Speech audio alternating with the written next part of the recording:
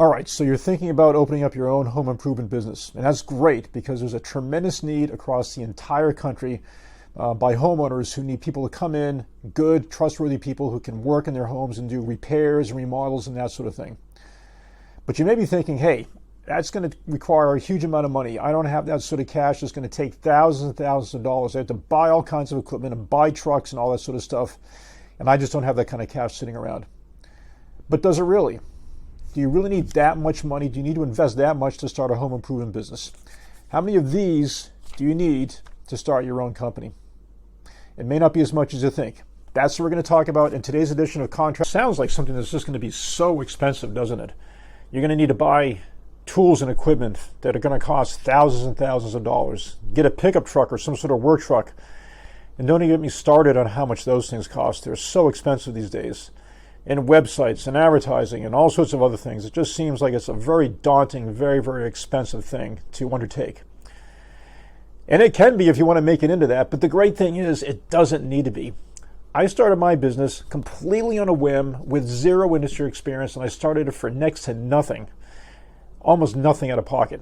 So I'm going to tell you how you can start your home improvement business right now for very little outlay of money and get it up and going, and then you can invest in the business as it grows. So the thing is that with what I prescribe and the way I tell people to start their businesses is to use what I call the stepping stone method. So assess what it is, the skills that you already have in place. So for me, I started off with doing some basic light carpentry and some interior painting, real handyman type stuff. And I did that because I had experience doing that. I'd already done it around for myself, and I had done a lot of stuff for my mom after my dad passed away. I did some stuff in her house. And the great thing about that is if I'm doing that sort of work, I've already got the tools in place to do it. And it really doesn't cost that much to get a 4-foot or 6-foot step ladder and a circular saw and some painting tools, brushes, roller handles, that sort of thing. These things really aren't expensive. And if you're doing that sort of work already around your house or for your friends and neighbors, you've already got those tools in place. And so when I prescribe the stepping stone method, I really encourage people that want to start small and build their businesses up is just to assess what it is that you currently do, the skills that you currently have. So again, carpentry, painting, maybe you're doing some outside work. I don't know if you like doing stone work and putting patios down. Maybe you have some tools for that. Whatever it is you've done that you like doing and those skills that you already have in place, that's the basis for you starting a business. And because you've done them, you obviously are going to have the tools that you need to start very basically and very simply in your toolbox to get up and going. So starting off in that way is going to allow you to start your business without investing in all sorts of expensive equipment and all sorts of expensive trucks and that sort of thing. I didn't even have a pickup truck when I started. I had a Honda Civic, a 1996 Honda Civic. So I didn't even have a pickup truck. Now I got one about 5 or 6 months after I started my business because I realized it was growing and I needed to get a truck. Having the car was hampering me, but I didn't need that to start. So you don't even need a pickup truck to get going if you don't have it. You can start off with your vehicle that you currently have. If you're doing small projects, you can fit small tools into the back seat and into the trunk of your car, so you can get up and going with just that sort of vehicle. So very simple to assess the tools or the skills you have and the tools you already have, to use those as the basis for starting your business up. And then as you grow the business, as you get into people's homes and you start doing work for them, they're going to see that you're a great person, you do good work. They're going to ask you to do other projects. And then when they ask you to do things you've never done before, once you realize you want to do that project, you can invest in a tool. You can give them a quote. If they say yes, great, then you go out and you buy the tools that you need for that project. And you're going to start investing in the business that way, but not until you need to do it. As far as getting the word out, yes, you theoretically should have a website and all, but you don't need it to start off with. Back when I started my business, there was a web. It was in its infancy. Very few contractors had websites. I didn't until several years into my business. So you don't need to have one. You can wait until your business is established and gets up and running. If you want to invest in like a basic 1-page or 2-page website, you can do that. Just as a side note, make sure as you're doing your work, you take pictures, especially before and afters, so you can put those in the gallery on your website. But you don't need to have a website to start. and I didn't. So how did I get the word out? Well, for me, I'm really lucky. In the area that I live, we have this weekly mailer.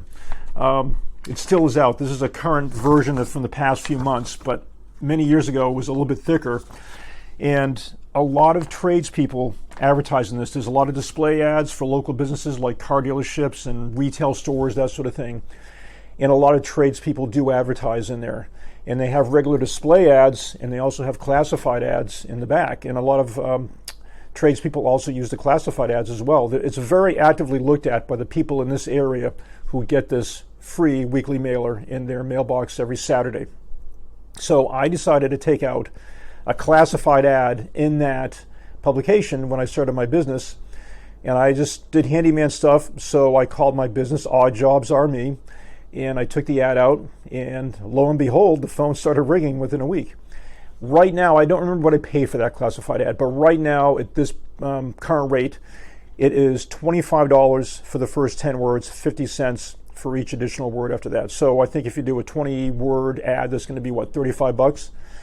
So not that expensive to get the word out. But today, of course, you can put your information online. You can register with Google. You should do that. Get on and register your business with Google, and that'll give you local search engine notification or visibility with customers in your area. So you can do that absolutely for free by registering your business with Google. A big Google business profile is what it is. So you can do that. But if you have something like this sort of mailer in your town, you can do that and use it.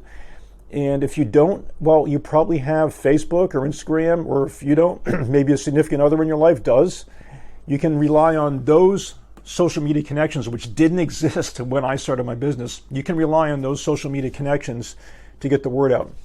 So put a post out on Facebook if you have it, or Instagram, or have your wife or significant other do it, or your kids, or your brother and sister, whoever that you know has a lot of social media contacts, or multiple people, and say, hey, I'm starting this business. Love if you help me get the word out. So put something out there, let people know what you're doing, put your contact information in there, and let them start reaching out to you. You can do that for absolutely free. So the reality is, when starting your business, you can start it for almost nothing. I started for really zero money except the cost of that ad. I already had tools in my toolbox. Some of them I had bought. I had one of the first generation of cordless drills. It had a battery the size of a car, but it was one of the first generations of cordless drills. And some of the tools were hand-me-downs from my dad, who had passed away shortly before. But that's what I started my business on. I didn't buy one single piece of equipment to start my business. I took the ad out and I paid whatever I paid, 20, 30 bucks for that, and that was it. And you can do the same thing. In fact, you can do the advertising for free now with social media. Two caveats I want to put out there. I didn't start off with any insurance, liability insurance. You should have liability insurance, but I didn't do that for the first few months because I actually didn't know that I was going to do it full-time or permanently. I thought it was going to be a temporary thing. So you want to look into insurance, so there would be some expenditure there. And then in my state, you need something called a home improvement contractor's license. So no matter what you're doing, if you're stepping into somebody's home, you need to get one of these licenses. You don't have to be a general contractor. That's a different license altogether. But if you're stepping into someone's home to do any sort of work in my state, you need to have that. And there is an outlay of cash for getting that. I think it's a couple $100. So you would need that as well. So make sure you check with the local authorities and get what you need as far as any sort of registration, licensing, that sort of thing. Make sure you have your I's dotted and your T's crossed with regards to insurance. So a little bit of outlay there, but beyond those things, you can start your business, as I did, with for almost $0. Very, very little money. It's not capital intensive. Once you get up and running, you can invest more and more as you go. So don't make the mistake I've heard of people making, which is they think they're going to start a business like this. They go out and take a second mortgage on their house and buy all sorts of big equipment, expensive stuff, and it doesn't work, and they're left with a massive bill and they go bankrupt.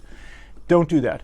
You invest as you go. You want to use the stepping stone method with your skills, but you also want to use the stepping stone method financially in terms of how you advance your business. When you see a job coming up that you've accepted, you need tools for that, you go buy the tools because you need it for that job. You don't buy an expensive tool because you think you'd like to have it and it's a really fun tool to buy. You're not going to do that.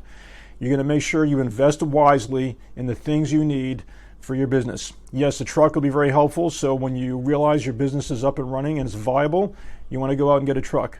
You can buy it used, you can buy it new, you can lease it, whatever you want to do. but just make sure you get it when you need it, once you realize the business is going to work.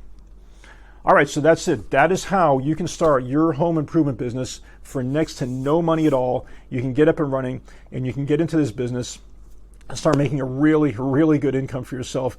You know, some of these people are making six figures. You can do it too. All right, so that's it for this edition of Contractor Level Up TV. I will see you in the next one. Thank you.